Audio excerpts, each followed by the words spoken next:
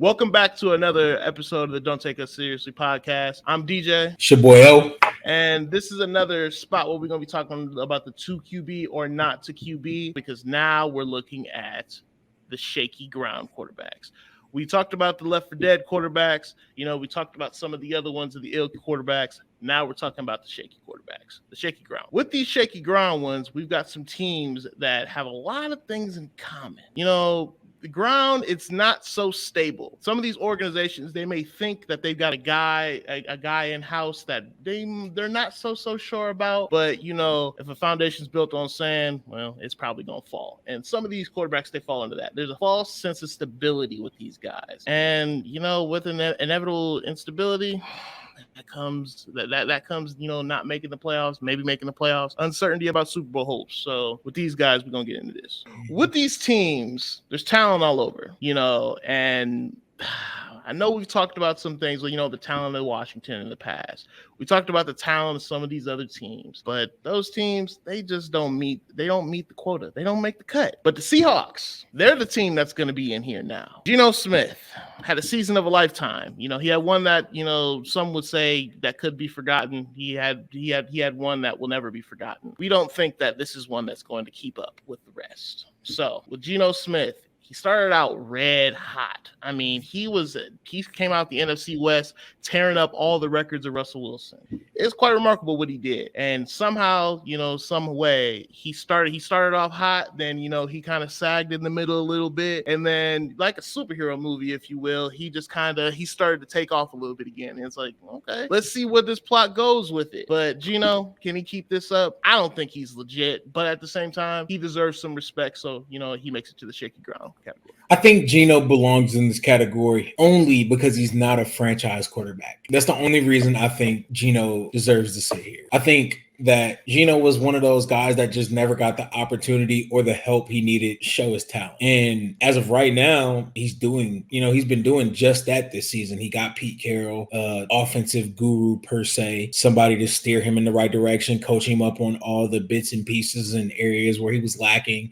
And then he got the actual weapons to maximize his talents finally. And then, you mentioned how he kind of plummeted towards the midway of the season. And, towards the midway of the season, he started to have to deal with injuries on the offense. Kenneth Walker's health in and out, the lack of a consistent run game makes your offense one-dimensional. When your offense gets one-dimensional, what happens? Teams are on to you. Injuries at wide receiver, we all know DK is not guaranteed to be healthy week to week. And Tyler Lockett, at best, maybe 9 games out of the season every year. So I don't want to take anything away from Geno. I still don't think he's the guy. It's not to say that he's not a good quarterback. He's not the guy of the future. He's not going to carry them. He's not going to single-handedly strap up and take them to the top. That's why he's on the shaky ground category, straight up. Because if the Seahawks gave him a long-term deal, would that be the right call? And honestly, we can't sit here and say that it would be the right call to make, because just earlier in the off season, they were trying to give Drew Lock the job. They were giving him all the opportunities for quarterback competition's sake, and he got COVID. So he turned around, he got COVID, got sick. He couldn't, and he kept throwing the ball to the other team. He liked the other team more than he liked the Seahawks. So, hey, Pete Carroll's hands were kind of tied behind his back, and he had to just be like, all right, Geno, and then hope for the best. And lo and behold, Geno turned around and he looked unrecognizable. Like, this isn't the Geno we saw last year, albeit, he was okay in spots. He can move in the pocket a little bit, pretty accurate, 69%. I was about to say, let's not forget his completion percentage is better than Russ ever averaged. Yeah, I mean, he broke his record, so that speaks some volume. At the end of the day, you can only do so much. This isn't a Kurt Warner story. We know that. Like, this isn't a guy that's going to come in that's going to take the league by storm. I just want to state one thing here that we can't forget. Geno could be something special that nobody discovered, but he could also be a known commodity that is not as good and isn't going to get paid the big bucks if he goes somewhere else. He's probably going to get figured out. That's why he's in the shaky ground category. Let's not forget Nick Foles. He went to the Eagles. They made their run. He's immortalized there. He went to the Jags next year, and now he's nobody. I get that. I won't refute that. I think Geno could have it. I think he could have just enough. But like you said, it takes time, and we don't have a large sample size to judge him off. That's why he's sitting right here in this category, because everything we've had to judge him off prior to this was not particularly positive. I think 2024 will be a good area for us to, give it an accurate judgment. See, in 2 years, people got some film on him. Next, these Lions. Now, everybody know Jared Goff ain't got it. 20 touchdowns, I'm sorry, in home games, 3 interceptions. But in away games, 6 touchdowns, 4 picks, especially with the ridiculous amount of weapons that came on this season. You finally get Jamison Williams back towards the end of the year. You got Amon-Ra St. Brown, DJ Chark, Jamal Williams, DeAndre Swift, a solid offensive line. Now, granted, defense is lackluster. Enough offensive talent to potentially realistically fuel a Super Bowl run if their team was well built. And we see what Jared Goff does with it. Yeah, that's enough to summarize it for me. Let's just call it spade. Belichick, he figured him out. He showed the blueprint of how you stop Jared Goff. You confuse him pre-snap, and then you change the coverage, a little bit post-snap once it happens. Or you could do what happened at the Rams, what Belichick did to him. He had one coverage all the way down to the last 15 seconds when Sean McVay can't be in his ear anymore. Then you turn around and you change the coverage at the very end, and he doesn't know where to go. It's not a disservice to him. He's a pretty good quarterback. Is he great? No. He all right. He all right. Yeah. I'm just giving him a little bit of praise. That's all. Yeah, he's nothing special. He's nothing crazy. He can get the job done. If you give him weapons, he can get you to a certain spot. If he was worth praise, Sean McVay wouldn't have sent his ass shipping for a bag of Cheetos. No argument here. That's why he's in the shaky ground category. He's not all that and a bag of chips. He's barely worth the chips. So, because realistically speaking, if he was worth it, he'd already be offered an extension. I agree. I couldn't agree more. I mean, the proof is in the pudding right here. The way I think of Jared Goff is he's like tap. Nobody loves tap water. Nobody's drinking this because it's the best thing smoking. You got tap water because it's all you got. If you could do better, you do better. You would get a filter. You would get a Brita. You would do whatever you could to not drink it. But you can survive off tap water. With this next one, we're going to talk the Vikings and Kirk Cousins. So he falls in this category. He's pretty good. He gets the job done. He fits the bill. But he is also known to shit the bed a little bit, if you will. He is also known to, when the going gets tough, Kirk gets going, because he's not all that. He's not the best, but if you give him weapons, he'll suffice. He can make something out of it. You give him a good sandwich, he gonna put that onions on there. He gonna put that tomato on there. He gonna get that ham, that bacon, whatever you want on there. It's gonna be a pretty good sandwich. Ain't gonna be the best sandwich you ever had, but listen. We know what Kirk do on prime time. It ain't much at all. But every other hour of the day, Kirk about. That's all I'm gonna say. If he the only game on TV, don't turn it on. But if somebody else playing, you good to watch Kirk. I'll give Kirk some credit. Kirk is the starter, the originator of the guaranteed contracts. I'll give him that. He paved the way for all these fools trying to get these guaranteed contracts. They ain't not fools for it either. They're actually very smart. Get your guaranteed contract. Get your guaranteed money, guys. But let's just be honest though when it comes to Kirk. When you look closely, when you look at Kirk when he plays against real playoff contenders, when he played against the Cowboys, when he played against the Packers, when he played against the Eagles, he didn't look all that. He was a little lackluster. Quick, did you just mention the Packers as playoff contenders? They were contenders until the last week. They were contenders. They didn't make it. They were contenders. Get them out of here. They're not playoff contenders, nigga. Fine. The Cowboys, the Eagles, the Bills. How about that? Does that work? When they played against quality opponents, they got spanked. It didn't look good, and Kirk turned back into Kirk like we know him to be. I'm not saying that to bash Kirk. I'm just saying that we have to temper expectations. Because what I like that line Stephen A says, context matters. Like you said before, if you put Kirk in a primetime situation, don't expect primetime numbers. If there's another game on, he'll play just fine. If it's just him, well, not so much. And it doesn't mean Kirk's in the Baker category, because he's not. He's just not the guy all the time. Yeah, we're not going. No slander like that will be upheld around this bitch. They'll be comparing Kirk to Baker. Next time, don't even mention Baker. That's what if the topic ain't Baker, we're just gonna leave him where he is. That just saying his name put a bad taste in my mouth, especially when getting into this next quarterback. How you gonna end the last quarterback with Baker, and then we about to talk about the We talk about the worst. We talk about the best. That's all.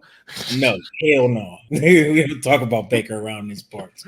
But let's talk about these Bucks and Mr. Him himself, Tom Brady. It's crazy because the Bucks, the way to summarize that is just to Brady or not to Brady, really, man. Because that's it. Because if they don't have Brady, they don't have anything. If Brady plays, they have a shot at everything. That's really the only way to summarize it. But sadly for them, there's no telling what their future holds because his contract is up at the end of the year. There's too many things left to the wayside, too many questions left to be answered, and too many available options for Brady this offseason. I like how you actually had there too that you said to Brady or not to Brady, because if it's not to Brady, then like you said, there's so many options with his contract being up. He could go to Sean Payton wherever he goes. He could go to Josh McDaniels with the Raiders. He could team up and go to the Niners. He could go back home if he really wants to. Who knows? The world is truly his oyster at this point, and Brady, he's got his options, or he could walk off to the sunset, which we don't expect because he's stubborn. But hey, it is what he is. He's still the GOAT in our eyes, and he's still the GOAT for the future. So hey, all I know is only the Bucks could make Brady look like a Billy Goat.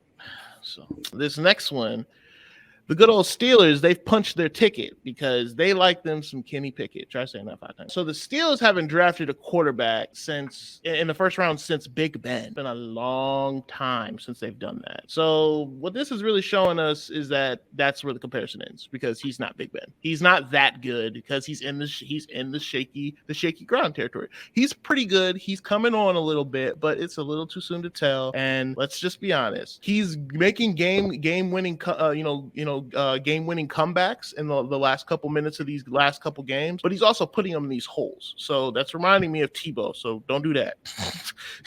Don't put him in the hole and then I feel like it's a lot of rookie inconsistency, adapting himself to the game, learning his ways. I think Kenny Pickett is in the right situation as long as he stays under Mike Tomlin, takes his time, and gradually improves. I don't see anything holding Kenny Pickett back from potentially jumping into the next category in the future. He has the tools. Yeah. Granted, they need an improvement in O-line.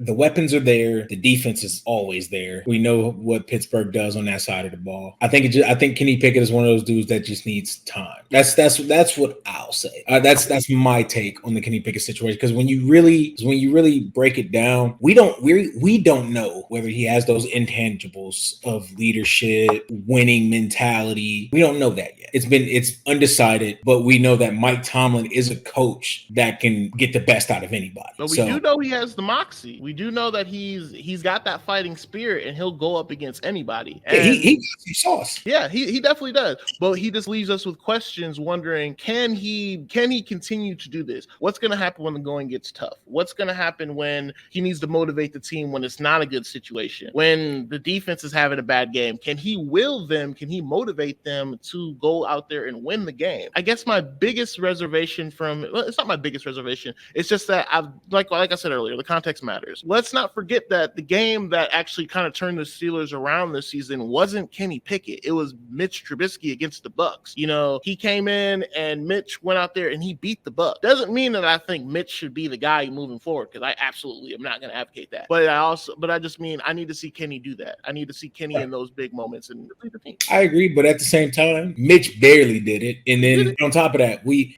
both agree that he needs some help on that O-line, especially as a young quarterback learning the system, learning the game at the next level. You need to have the opportunity to make those progressions in your game. But I want to keep it in the AFC North here, because we just got done talking about the Steelers. Yeah. We're going to talk about the Ravens now. Yeah, let's talk about them. Yeah. So we going to keep it quarterback. We going to keep it cordial a little bit here. But man, Lamar Jackson, he's good. I like Lamar. I'm a Ravens fan. One love for Lamar and the Ravens. It's just he leaves something to be desired. I need him to stay healthy, down the stretch when it's needed the most. I mean, he's been hurt, 10 games the last 2 seasons. I can't have that in my franchise quarterback. And he does that because he runs so much. And if that's the thing, if he's going to run so much, then I don't know if you can really truly be a franchise quarterback. Is that the only reservation you have? That's it? Just his health? That's it? No, it's not. Oh, okay. It's not. My other reservation is that he's not the best thrower of the football. He's not. He's not a consistent thrower of the football from the pocket. Is he good enough to get it done? I actually think that he is. I don't care what these notes say. I actually think that he is good enough, but that's the fan in me. The objective person trying to tell y'all the information, what the facts actually say, is that he isn't getting it done. I don't think that he's actually had enough weapons as wide receivers to get it done, but the numbers show that he's not getting it done consistently enough in those big moments when he needs to. Scratch all of that. What does the eye test tell you? Is he a good enough passer by the eye test to get it done? All that other, I don't care about no notes, no stats. We watch football on Sundays. You watch the damn Ravens every week. Tell me the truth. I'm going to dance around these facts, and then I'll answer your question. Wow. I am not above this. All I'm saying is that I don't know if the Ravens, because the Ravens aren't even convinced to give him this 5-year deal that he wants, this long-term extension. Me, the fan, why should I believe it if the organization doesn't even believe it? They have the reservations. They're the ones with doubt, because every franchise quarterback, true franchise quarterback, typically, not every situation, I won't say every, most franchise quarterback, they get paid by their year 3. By year 3, Josh Allen got paid. Patrick Mahomes got paid. I'm not going to go all the way back to like Tom Brady and all those kinds of guys because it was just a different time. But that's been the standard lately. You get paid by year 3, maybe year 4, and you don't those situations with Dak Prescott when it's franchise tag after franchise tag. That stuff doesn't happen very often. That's not the way it's typically going to go, because you'll save money by paying them early and locking them down as opposed to kicking the can down the road, and now the Cowboys in the situation with that. We'll get to that later. It's just Lamar has to convert on third downs. That's what it is. Like you mentioned, with the eye test and everything, running the 2-minute drill, actually going through, and you got to win those big games. If you're going to be the man, Lamar, that we all want you to be, you have to do your best Willie Beeman impersonation. You have to. You just do. You still ain't answered my question. Does he pass or not? I was really trying to avoid your question, but I'll answer it. In my heart, Lamar does not pass the eye test. He doesn't. In my heart, he doesn't. I'm hoping, I'm praying, go get him the modern day Julio. Go get him somebody that can make this thing work. Because at this stage, with Rashad Bateman, with Duvernay, I love Mark Andrews, but it's not enough. You need more. Because if we see what Brock Purdy doing out there, Lamar is more talented than Brock Purdy. You can't tell me he's not. We see what Jalen Hurts is doing out there with all those, with all them horses out there. Lamar is better than Jalen Hurts. I believe that. But at the same time, you have to give him enough weapons and a good enough team so that he can thrive. You pretty much spoke my piece for me. So, I ain't gotta dig too deep on this one. I think Lamar is a very talented athlete. Emphasis on athlete. He's an all right quarterback. He's a very talented athlete. But those two things make him very electrifying at the position as a whole. I still have some reservations, though he has improved as a thrower. I still have some reservations. I do not think I think he's more talented than Brock Purdy, but not a more talented passer. You can live in that cloud by yourself. Yeah, that's another because you're the only one living in that. But I do think the Ravens need to give him more weapons, because I do agree that Mark Andrews will not get it done alone. That's pretty much the gist of it for me. I think that to be honest, I don't think he'll be a Raven next year regardless. So I think he will. I hope he will for my sake, because franchise quarterbacks don't just grow on cheese. But that's a whole nother thing. Now, for the next one, though, somebody I just mentioned, the Eagles. He's had a lot of success this year. And, I'm going to qualify this. I'm sure you guys are going to take a little bit of frustration with us thinking that we've got a former unanimous MVP in Lamar Jackson and a current runner-up to MVP likely this year in Jalen Hurts.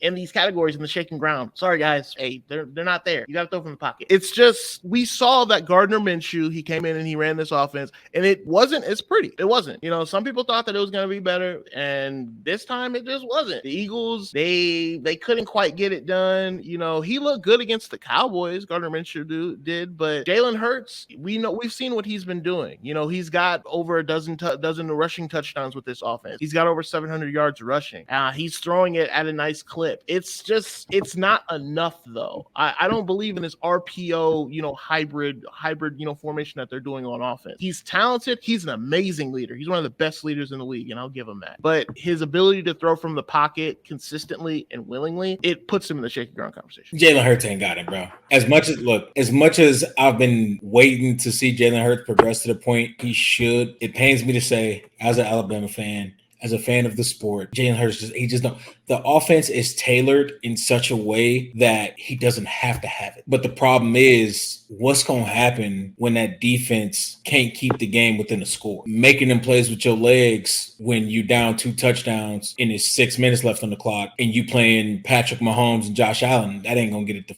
done, because you score, they're gonna come back and score, and now it's still a 14-point lead. And because you out here running, you didn't ate up another 3 minutes off the clock in that drive that you got that touchdown. Now you only got 3 minutes left. He has to improve as a passer. The offense has to improve or show that it can expand to accommodate his progression as a passer. And until he does that, until he shows that, I don't believe. I'm not a believer. And to be honest with you, if you want me to keep it all the way above, the Eagles play one of the softest schedules in football this year, so he didn't have to show that. He didn't have to show that progression. Hey, I did the same thing with my fantasy team. I drafted 2 of them, both Eagles defenses on both leagues. So I agreed. I did the exact same thing because I knew the schedule was soft too. But we're gonna keep it strictly about the quarterbacks. We're gonna try to at least. For sure. And that's enough on the Eagles. You know what? You do this one since you had so much adulation for Brock Purdy earlier. Go ahead. Hey man, look, I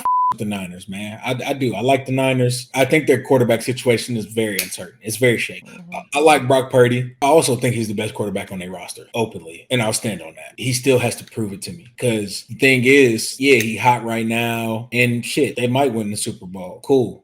Don't got tape on Brock Purdy. They ain't seen and then on top of that, again, similar situation to Jalen Hurts. When your defense give you the ball in short field, damn near every drive, and then you have 5 of arguably the most talented weapons in the league on offense, and a coach that's going to give you easy completions and sway the offense to your strengths, it don't make it that difficult. Granted, like I said, we cannot be mad at him for the hand he dealt. Can't use that against him. Can't use it for him. It's just the facts. He got drafted by the Niners. That's where he is. That's where he's playing. He got to do what he got to do with what he got, which is magnificent for him. The good thing that we get to do though here is that we get to tell people more of the context of it. We get to actually break down the information behind the scenes of it all. They've gone through 3 quarterbacks.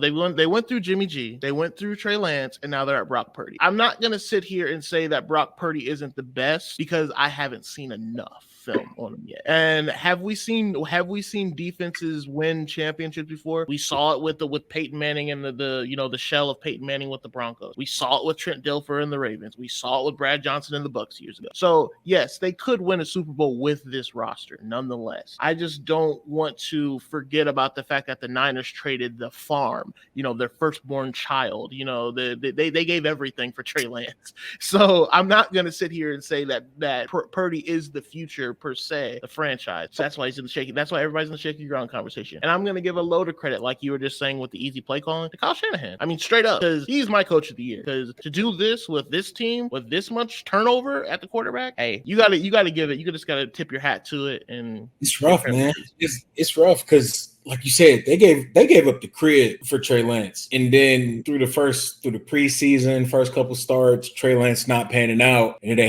he gets hurt. Now you got to lean on Jimmy G, who we all know what come with Jimmy G. He just barely good enough to get you to where you want to be. Well, all I know is, without his franchise quarterback, you're always going to be on shaky ground. And that's why this is the name of this topic. And man, if you got an unproven quarterback, we don't know what's to come. And we know that if you have a sheer volume of talent, you've got a chance. But when it comes to the Niners, please, will the real Slim Shady please stand up? Because I don't know which quarterback is the man out there. Because I can't call it. I can't call it at all. But you know what? It's been another segment from us on the Don't Take Us Seriously podcast. We'll catch you guys on the next one.